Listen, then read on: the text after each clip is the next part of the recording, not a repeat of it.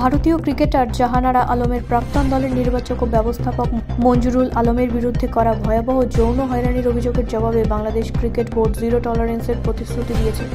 BCB সভাপতি আনিমুল ইসলাম রবিবার বলেছেন যে চলমান তদন্তের পরে দোষী সাব্যস্ত হলে কাউকে পরিচালক, কোচ বা কর্মী সদস্য রেহাই দেওয়া হবে না।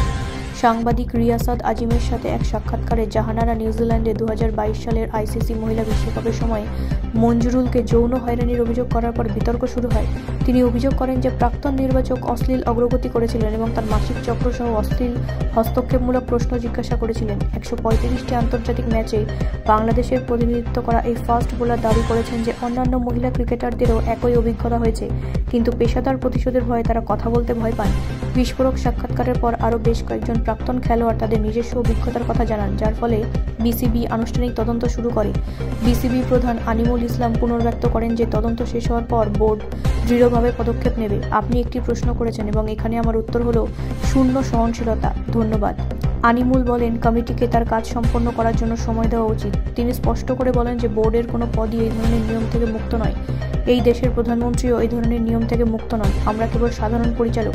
যদি আমি কাউকে হয়রানি করি এবং এটি সত্য প্রমাণিত হয়, তাহলে আমি কেবল একজন সাধারণ পরিচালক, আইনের ঊর্ধ্বে নই, তিনি বলেন।